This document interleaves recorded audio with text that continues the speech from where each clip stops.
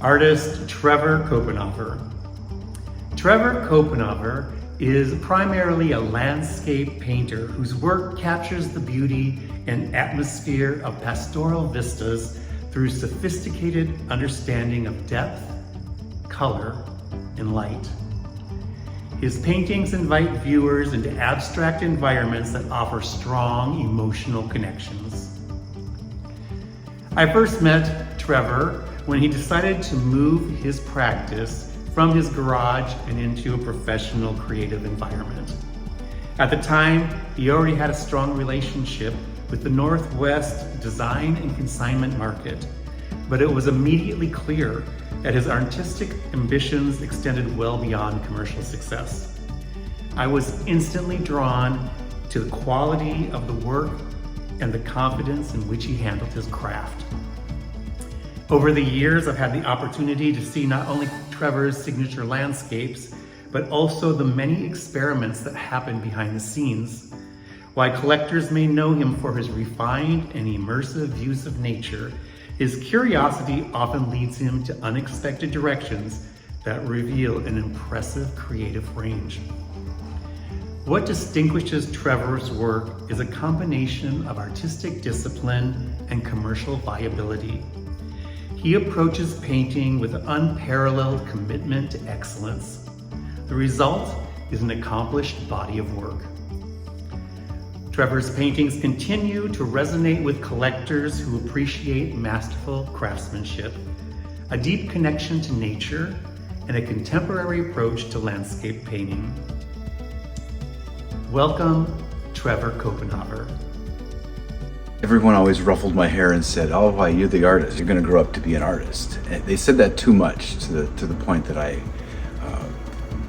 resisted that notion. But I was an artist, regardless of what I said or anybody else said, and it just rose to the surface.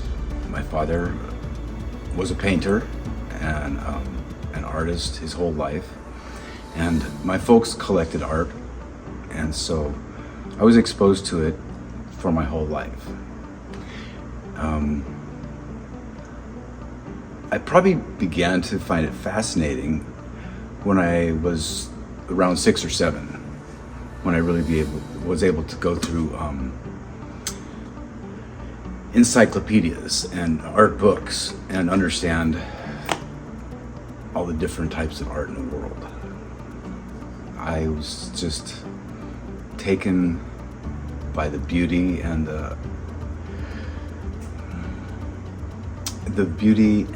the intensity with which a human being could capture the essence of a scene. That touched me at a very early age. Years ago, we unrolled a box of papers from my childhood, and my father showed me drawings that I had never remembered. So I guess maybe 4, 3.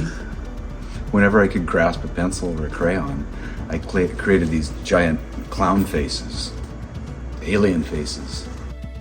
I went to the Colorado Institute of Art in Denver, where I studied advertising design and illustration.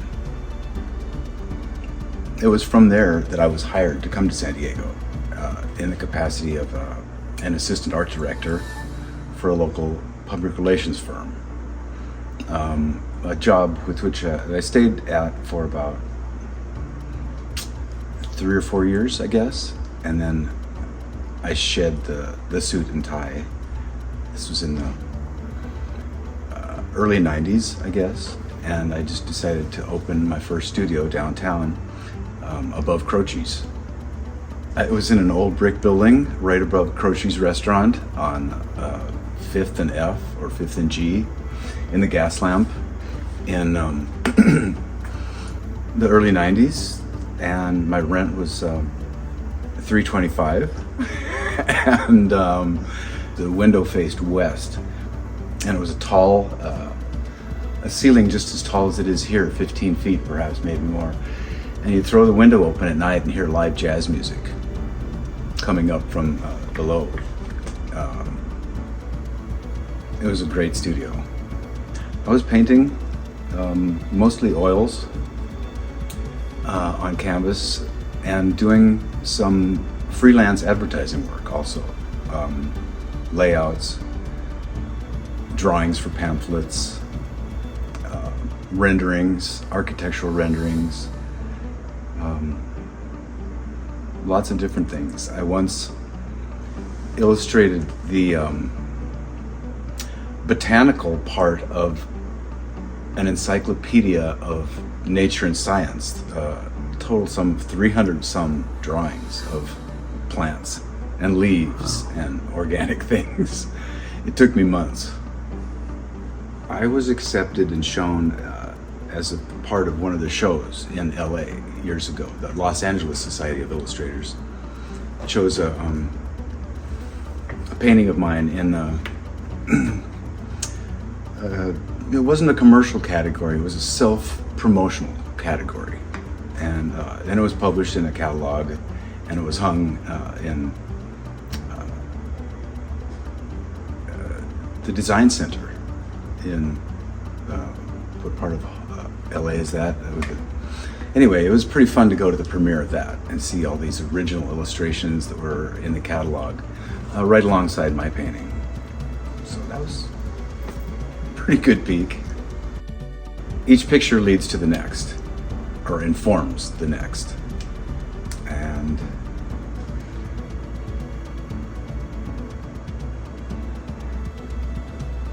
so the process has become easier for me, but I enjoy keep kind of raising the bar to challenge myself a little bit. One lesson I've learned is that if you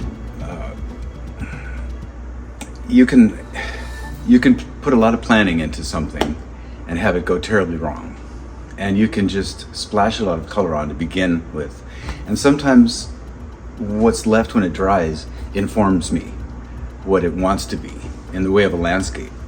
I'm not sure if that would work the same in a cityscape or something that was more architectural or scientific, for example, but in landscapes and organic things like that, the kind of haphazard approach works really well for me. And then after I kind of read what the darks and the shadows or whatever look like, I can pull images out of that. I hope the process simply becomes, as it has my whole career so far, easier.